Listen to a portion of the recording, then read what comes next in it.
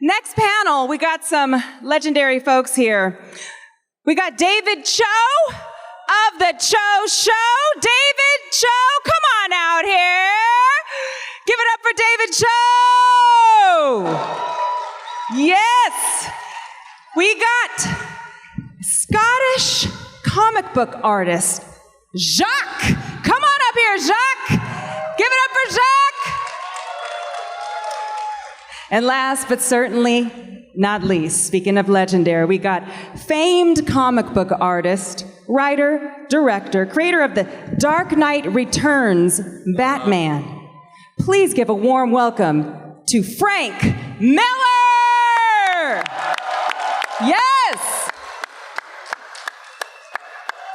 Hello there. Hey, how's it going?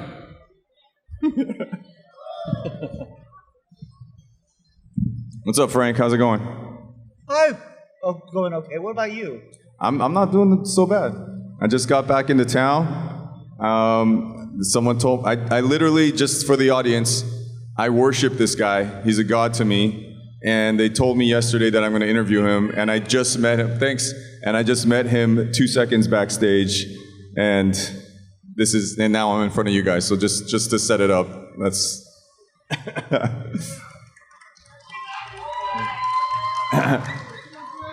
I don't trust either of these men. Frank, I just want to ask you, your parents, what did they think about you being a comic book artist? I announced to my parents when I was 5 years old that I came in with a comic book that I'd drawn on typing paper and folded over and stapled Right. together. And I showed it to them and I said, "This is what I'm going to do for the rest of my life." And my mother, just without batting an eye, said, "Well, you can do anything you could dream of if you just set your mind to it." So she was very supportive. Absolutely, and when I was in high school, I got more serious about it, and she got a little nervous because she realized I really meant it. Right. And the way she tells it, one time she was a night nurse, and so my father was a real morning guy, and who worked on building construction, designing kitchens and that sort of thing, and so they met almost like like Arthurian lovers, in that she would come back in the morning from being a nurse, and he would just be getting ready to go out to work. Would they have a little moment? Yeah, and they banged out 7 kids, and well, come on, they. Wait, where are you? Are you in the middle or oldest, youngest? I'm number 5, but well, you got to understand that generation had they won World War II, and when they got back home, they really they figured they'd saved the world. It was really time to repopulate it, I guess, because they gave us the baby boomers like my older siblings and the cuspers like me and so on. Anyway, they had these sessions where they discussed things. It was the only time they had free of the kids, was these early morning conversations. And they like I said, it was like Lady Hawk, and they one time my mother brought me up to my father, saying, Frank's saying he's going to move to New York City, and I figured out just how to stop him. So your dad wasn't so keen, because it was my mother who wasn't so keen, and my father just said, my boy's moving to New York, and I'm driving him there. Oh wow, okay. Because he was a New Yorker, and he was an ambitious man. I just wanted to know if they were supportive or not, just because. Oh, they were. So when you started bringing home Batman money, the Daredevil money. You shared this with your parents. You bought them a nice house. You I took spoiled. care of, but I didn't have a chance to take care of my father. Your father had already passed. He was gone. But it was but he got to see things starting to happen. Right. Yeah. That's awesome. Yeah. So when that moment when you were like 5 years old, was that like? Because I feel like maybe I don't know how everyone else is, but I feel like I had a point when I realised that this is what I kind of wanted to do. Yeah. And, you know, for me in the UK, it was a comic called 2000 AD that Judge Dredd came from. Oh yeah. You know? Oh yeah. And in the 80s, the talent they had working on that was insane, and I was just the right age for it to kind of like hit. Right. And as soon as I saw that, like that was it. That's what I wanted to do. But you're saying at 5 you had a comic, and that's what you... At 5 I was doing imitations of Superboy and Legion of Superheroes. Yeah. I How mean, about you, David?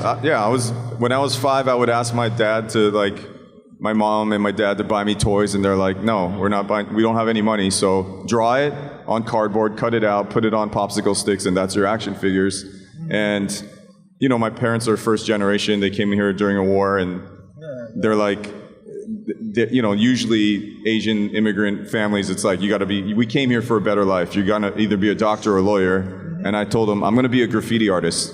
And my mom was like, that's wonderful, son. Anything you wanna do. You wanna write, you wanna be a vandal, you wanna write on walls. And I was like, it was either that or comics. So to have that unloving, that loving, like, support of like, you can like literally do whatever you want. It was very special. But you know, the first time I read Dark Knight when I was a kid, I'm reading it, maybe not when I was a kid, but I've reread it every couple years. I'm reading it going, is Bruce Wayne your dad or is it your mother? And now you're here, so you can answer the question. Well, I'm glad to say Bruce Wayne wasn't my mom. You know, I'd be an even more confused man if that were the case. But no, it was just the Batman was always to me a real mythic figure, Right. who sort of represented a kind of primordial dad. But like what a dad is when you're a real little kid. Right. You know, because when you feel like you're Carrie Kelly's size next to this Right. giant. But it's but no, I wasn't, you know, either consciously or unconsciously trying to recreate those two, you know, very real people. Frank, we can't hear you. Just Oh, sorry. Okay. Yeah, I wasn't trying to recreate my parents in any way. In doing, you know, Batman any more than I was trying to recreate myself in Carrie Kelly. You are quite similar, though. Oh, you're so sweet. It's the haircut. So, Frank, I have like an insane amount of energy and passion when I was, not that I don't have that now, but in my 20s, to draw certain things, pull all-nighters that I don't have now. I had lunch this week to name drop with Raphael Grandpa and Daniel Warren Johnson yesterday, and it's like, if we put it into comic book terms, like the spawn meter, you only have a certain amount. It's like, you only have this certain amount to do like your best work, and like now if someone asks me to draw anything, it's like the shittiest drawing. It's quick, it's very expressive, and I kind of like it better now than when I was younger and it had tons of detail and everything was, you know. So I kind of see your art going in that way. I see a lot of Sharpie. I see like, it's like the loosest version of your early work, and I know some people hate it. I love it. I was wondering if you're going to push it even more looser and possibly maybe even children's book in the future. Well, I definitely am planning a children's book in the future, but it's funny that you say Sharpies, because it's like I'll use that as a tool to just do the roughs that I trace off from, but I never used it on my boards. I just noticed, you know, at your desk over there where I saw your pencils under the thing. I didn't know. I thought you just go straight. So I say no more tracing for Frank. Oh no, I plan everything. I'm a total planner. No, I'm saying no more planning. Go straight to finish. Oh, you're telling me? Yeah, I'm telling you. Go straight to the... Oh. I want to see it. I want to, like, you got it. You've been drawing for a long time. You should just go straight to... I'm not listening. Okay. No, it's because I'm very architectural in the way I think about what a page is and what a picture is, and if I'm going to draw a car, for instance, right. I'm going to structure it, right, because what I like to do is to produce a pencil drawing that's very schematic.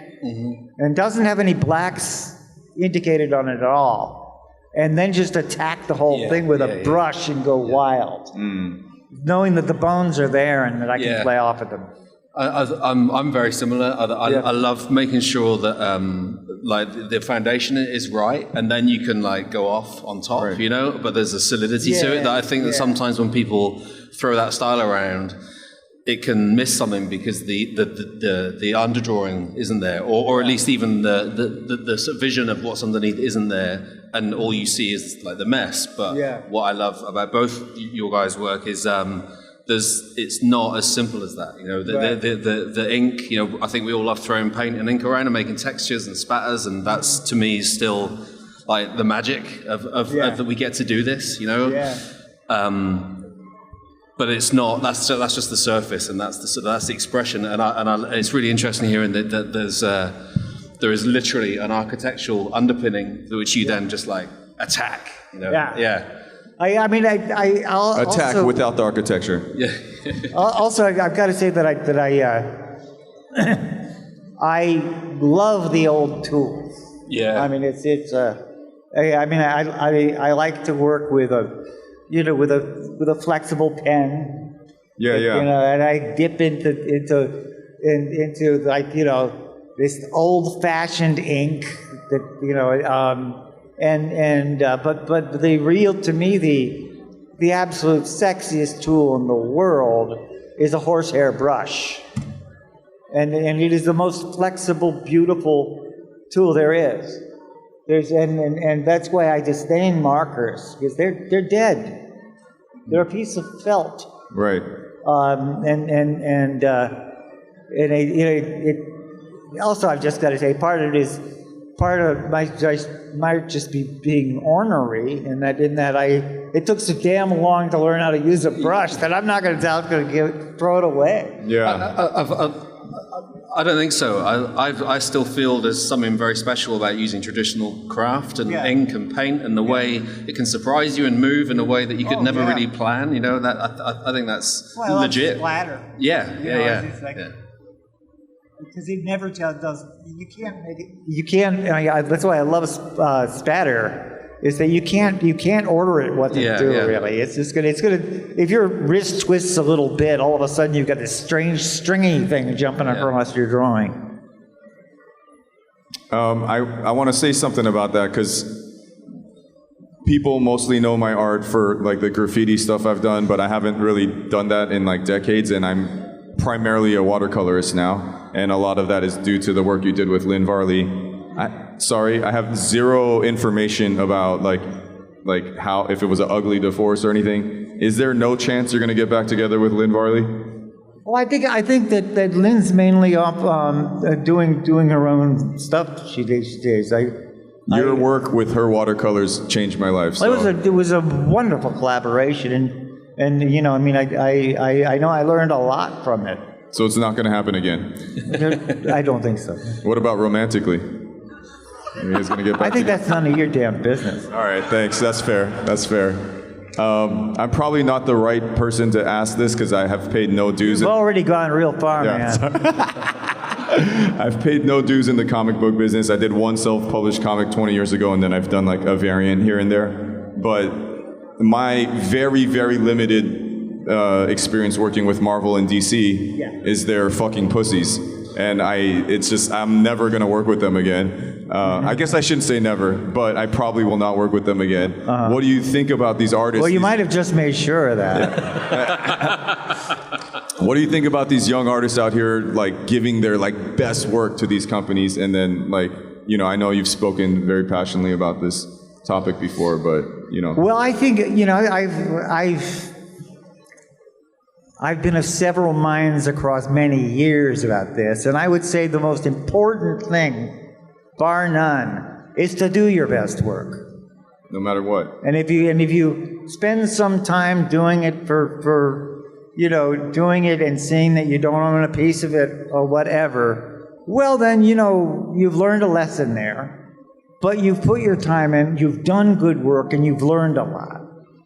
So have no regrets, and just move ahead and make your decisions based on what you've learned. But I think that an artist has to be an adventurer. You know, here we write all these stories about adventurous, bold people. We can't be a bunch of pussies out there, you know. And an artist has to go out and take chances, and sometimes these chances mean getting taken advantage of.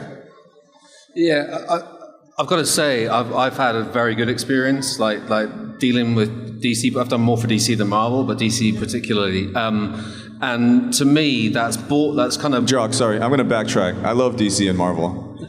All right, keep going. Sorry. No, but it's an interesting thing because I get what you're saying, and you're absolutely right. You know, I think increasingly in the world that we live in, it's giving us more opportunities to do our own thing and get it in front of people where people will consume it or, you know, enjoy it, and it's a different situation from when I started. But I will say that you know, they've also given me, I guess, you know, they've given me eyes on my work that I maybe wouldn't have been able to get. You know, maybe I could have, you know, if I'd gone a different path. But like the analogy that I always use, and this might be a little bit too obscure, but like Marvin Gaye had to sing "The World Is a Great Big Onion" before he could sing "What's Going On." Right.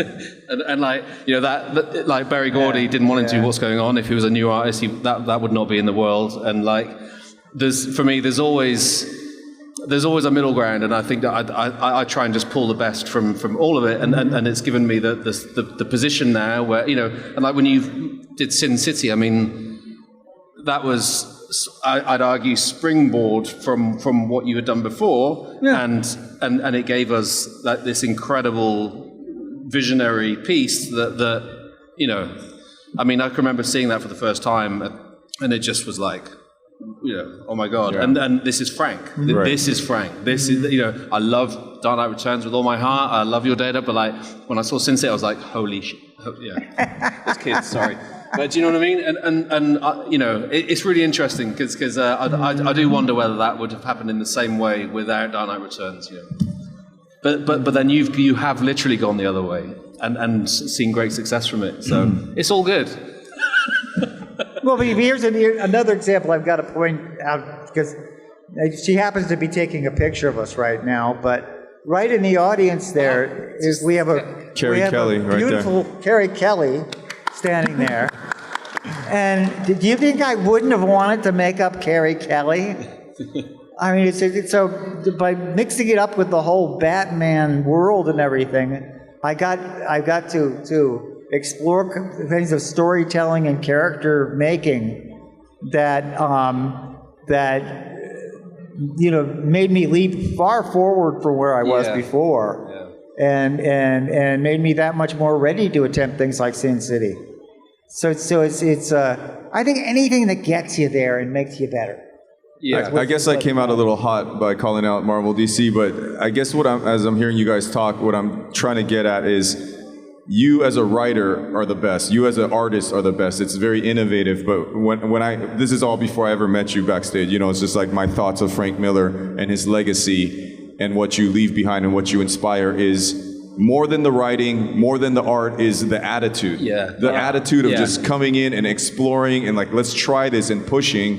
And like I said, my very limited experience of working with the major companies is, I don't know if they would publish Dark Knight today. You know, with the swastika nipples and all that. Like, I don't know if they would, like, it's just, there's so much pushback, there's so much fear, there's so much, like, and it's just, it's fearlessness. You've inspired fearlessness in me, and I've been fearless in my career, and then I meet artists all the time, whether they're comic book artists, graffiti artists, you know, illustrators, fine artists, and it's like they're just ruled by fear, and then the galleries or the book publishers, so it's like, I want for you as not as just meeting you and like you being my hero. I want your legacy. It already is for me to be fearlessness and just go for it. Yeah, You know? yeah, man. But I will say, so I'm currently writing and drawing my own Batman book, and obviously, you know, Frank's shadow looms large when you take on a project like that. But DC, I've had to jump through no hoops. They let me do whatever I want, essentially. Nice. You know, to a degree, you know. But like, again, my experience has been pretty good, and they let you go off, you know, and you know, I feel like. I actually feel comics are getting better in that way. I think there's more inclusivity. There's a more variation of styles and interest in storytelling, and you know, and the companies, or at least the editors that are working on those books, realize that, and they're letting it flourish. You know, like DC have this Black Label thing, which is kind of like a slight sidebar to the mainstream stuff, right. and you can take chances. You can do different stuff, and like I'd say now, so a book like Dark Knight would be a Black Label book, for example. You know, and so, you know, again, like I'm not sort of defending the sort of, you know, but my experience has been pretty cool. It's been good, which has been great. You know. I'm very happy for you, Jock. Thanks, buddy. What's up, LA? Frank Miller in Los Angeles. What's it like for you being back in LA? I know you did RoboCop 2, and the popular drug in RoboCop 2 was Nuke. Yeah. Remember Nuke? Of course, I've got some. LA's seems. Oh, you got some?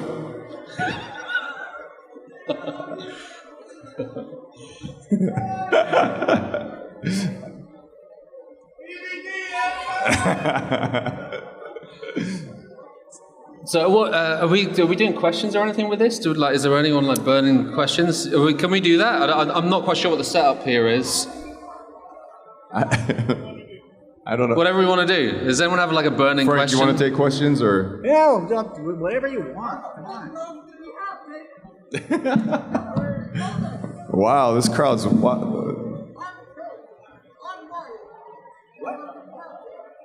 This guy's super. What's going on? We have a problem with questions because everybody's wearing masks. Oh, all right.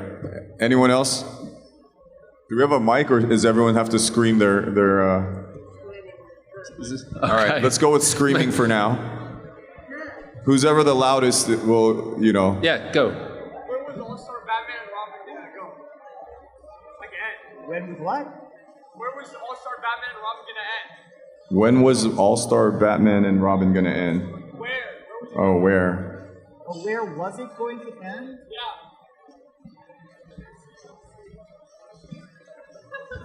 Let's go back to no questions. It's like,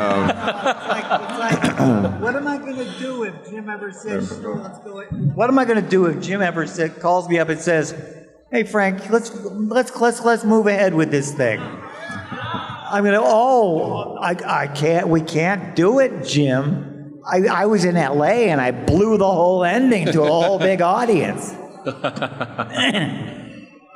You know, I never talk about stories before they come out. Come on. Where's your passion these days, Frank? Are you wanting to do movies, TV shows? Are you still into superhero stuff? You want to work for, you know? Oh, okay. Sorry. Just what's lighting your fire? I'm looking at all the different possibilities that I think that I've been kind of taking a long view on comics and illustrated stories and all of that. Right. In the past few years, and jump back in on some superhero stuff, some of the traditional superhero stuff, to get a taste of that. But also I'm looking at other things like, you know, it's like I know I've got to do a children's book. You like have an illustrated to. You children's have book. to. I would love to see a because Frank I'm a Miller. big fan of the classic old illustrated children's Does anyone book. here want to see a Frank Miller kids book? Thank you. Yes. See? Corner that market, Frank. Corner that market. Oh, it's a big market, though. Yeah. I don't think one person's going to corner that one. But with hearing what Jock's experience with DC currently is, when I deal with people in film, television, the limited stuff I've done in comics, it just seems, my experience, tons of notes, tons of pushbacks. We love it. They always start with a positive. We love it, but can you dial this back? I'm just wondering, after everything you've done and everything you've accomplished, is there hidden scripts? Is there stuff you wrote in the 80s, 90s, the 2000s that just, you wrote it and they're like, this, we'll never publish this, or like, we'll never buy this or make this? I gotta imagine that there is. That's a great question. Yeah. Yeah. Give it to me! Give me that shit! No, they're staying that way. They're staying that way. It's like they were of their time, and hell, some of them are just plain awful. So no, I'm not playing a nostalgia game. I'm interested in going new places with this stuff. Got it. Interesting. Yeah, I have stuff in the vault that just, I'll just wait till I die. Someone can put it out or just burn it. It's like. So, do you have any desire to draw any comics? Yeah, what do you think I'm doing on stage? You guys didn't hear me. Basically, I'm shooting my shot right now. I'll play the fucking nostalgia game. You got that shit in the basement? Give it to me. I'll draw it. Wow. Give it to me, Frank. I'm asking in front of Los Angeles right now. I have too much respect for you guys. I have too much respect. Comic book artists are the greatest artists in the world. And I have so much fear walking into that space. I would like to. Every year I go, this is the year. This is the year I'm going to draw a comic. And then I tuck it back. I shrivel up. So, maybe if Frank gives me one of these horrible scripts that he's hiding, maybe I'll get my horsehair brush pen out. Yeah, I mean, drawing a comic page it is tough, but also just to speak to what you were saying earlier, I feel like genuinely lucky that I've been able to just pretty much do what I've wanted to do, and pretty, I don't know whether it's luck, whether it's just like, I feel like comics support people that have a more sort of individual style, which is a really nice thing. And if you find people that like what you do, like people say like, oh, where do you get your style from? Like, I've got no idea. I just try my best all the time to make something that I think looks okay. There's no rhyme or reason to it. But I do think that when you do that, that's the stuff that people actually respond to. That's art and music in general, right? You put your heart into it, people will feel that, and that's what people respond to. Well, and I feel genuine, not to go back to the company thing, but I feel lucky that I've somehow been able to do that within that structure as well. That seems very lucky to me, and I'd say that what Frank has always done is. You've always been you, you can't deny that. You've always been undeniably you, and I think that's really special. Thank you. Golly, Josh just said something really cool about me. I think that when people talk about style, it's one thing that us artists like to do is we like to sound smart. We really like to sound smart. And so when people talk about their style, they'll often talk about how they developed their style and so on. And then you get down to brass tacks, people don't really... The only way to develop a style, my belief, is that it's by solving a long string of problems. And an endless string of problems. But as you solve it, you often are coming up with particular solutions that are yours, and yours alone. Because there are a zillion problems that nobody can solve for you. And because it's your individual mind that came up with those solutions, your stuff looks different than other people's. Yeah. And hence you have a style. Whereas someone who's approach is completely borrowed from other people's. They'll say, "That guy doesn't have a style," because it's all borrowed. It's all been around the block a few times before anybody saw it before. And so it's there's that. That's my definition. I remember that one of my heroes in the medium said that an artist's style was nothing but an accumulation of his mistakes. So again, that's another debate we could all have. Yeah. Frank, I would love to know what your kids' book is going to be about. And also, Sure do you have kids' books that you are into? What would this crowd be surprised that you're into? Pokemon, like Dragon Ball, Airbender. Because your sweater is amazing. Like, I don't know what character that is, but I'm like, Frank's into some weird shit. She's here. I'm looking forward to meeting this artist. I don't even know her name. What's it say on this? Who is this? Warble. Oh, there it is. Warbiyama. Okay. What's the artist's name? You're on the spot name? now. She's here? They're here? Tell them to try out for artists for Frank's kids book that he's working on right now on stage. Are they right here in this room? Would they please stand up? Yeah, someone go and get them. There Someone we go. go get the artist that did He's going. He's Frank's, literally running sweater. over there. Here we go. How much time do we have left? Have we got time for someone to run over the room and pull someone from their table and then devise a children's book live on stage? Like, right, is that what we're doing now? Yeah, Frank, you want to write the show, the TV show live on stage? I can talk without you. Yeah.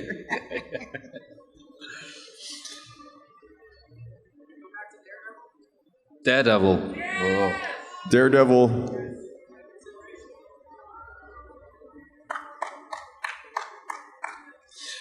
Judging from Frank's body language, I think he's more into Warble. I can't see it happening anytime soon. No. I had a good long run. In fact, 3 long runs on that character, and really, it's a lot of fond memories. But it's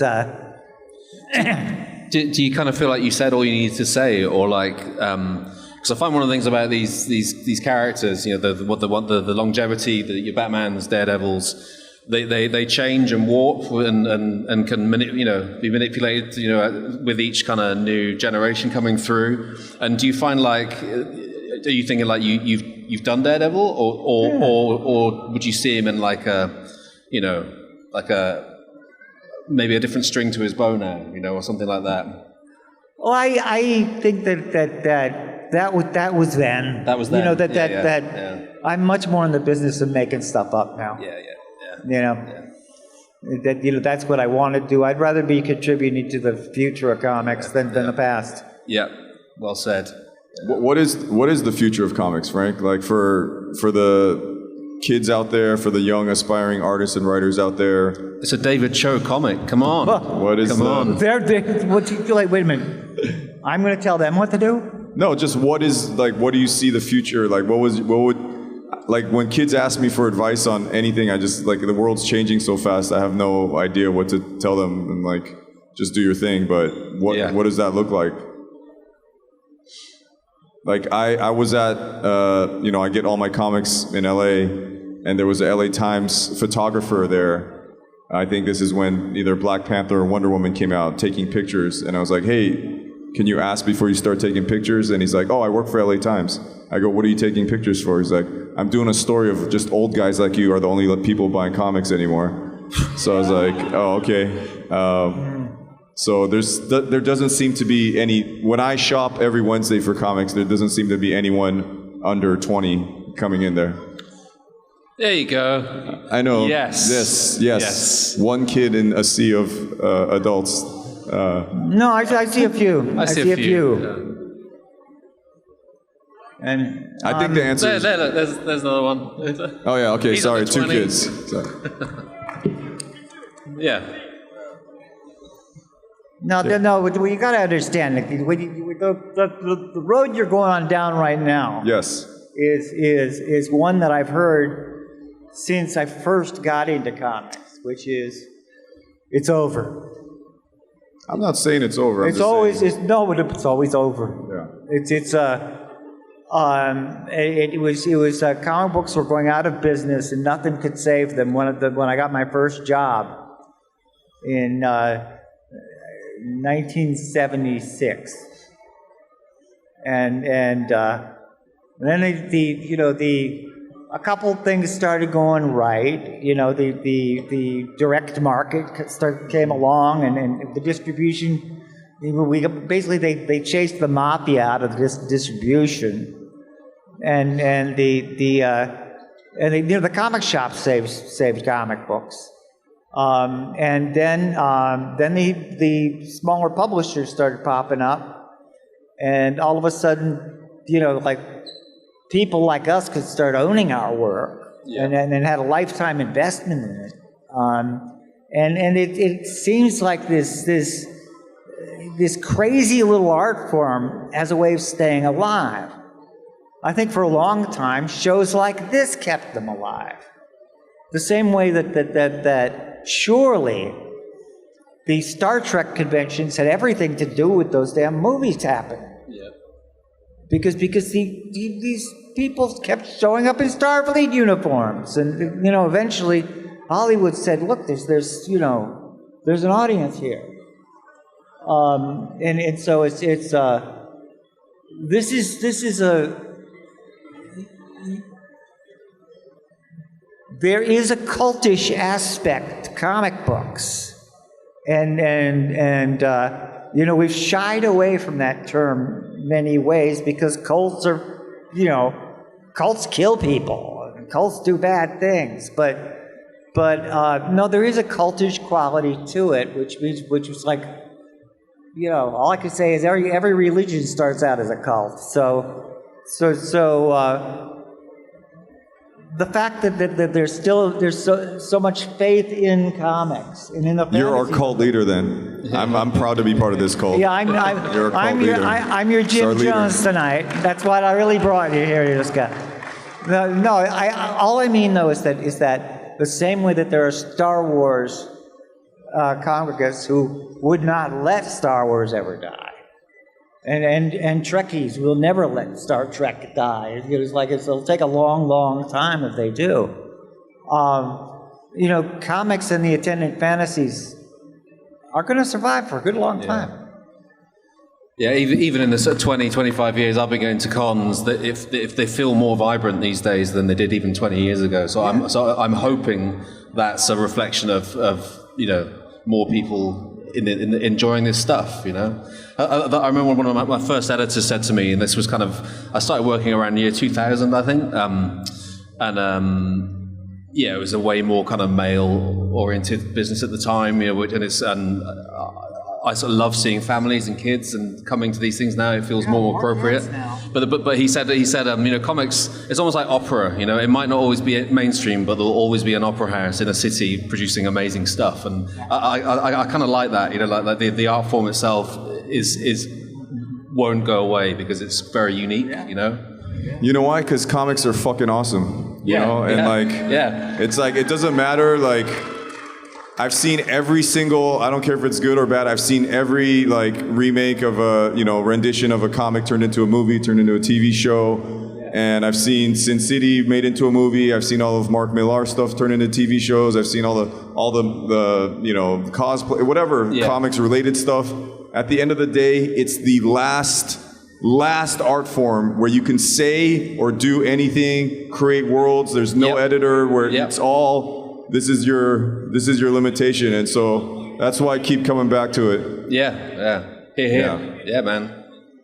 Yeah. That would be So a great place Frank's to our end on. cult I've got leader. no idea what Let's hear it for our cult time. leader, Frank Miller. Yeah. This is it. This is the guy.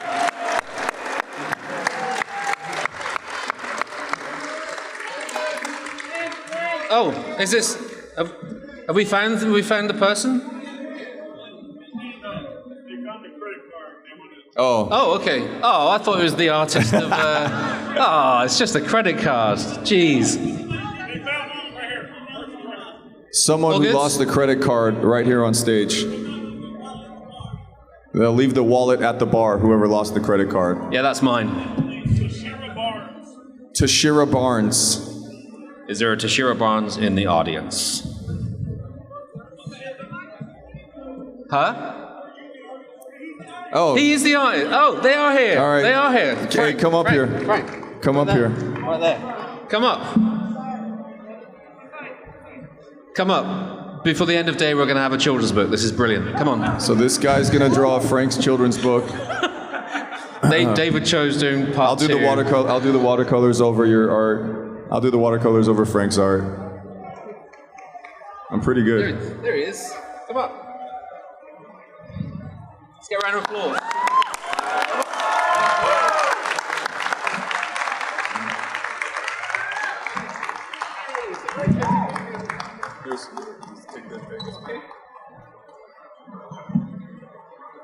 Should I sit down? Yeah, sit down. Okay, thank you. I have no idea. What's your name? My name is Arut Tantasirin. Lovely to meet you. It's very nice Say to hello, meet you. everyone. Great to meet you. It's a pleasure. Yeah, what do you think about Frank Miller wearing your sweater on stage? Say it again. What do you think about Frank wearing your sweater on stage and I'm surprised. I'm shocked, actually. Yeah, it's unbelievable. I'm so glad you like my character, and I don't know who gave it to you or. Who gave you that top, Frank? Who was it? Was it you? Did you secretly set this up so that you could come up? Frank has expressed moving towards children's books, so maybe you'll be the artist for his kids' book. Oh, thank you. Thank you so much. This guy's more of a troublemaker. Yeah, he is. Yeah. I'm promoting for this guy. I'm trying to help you out, buddy. I'm trying to be your agent right now. Oh, okay. 20%. We just got the notice that that's time on this slightly shambolic panel, but thanks everyone for bearing with us. And thanks for coming out. Well, thank you so much for having me. Thank you. Yeah. All right, thanks guys. Thank you. This is John Glover, and you are watching Fandom Spotlight. Be sure to like, share, and subscribe. Lionel Luther recommends it. Have some fun. Follow your fandom.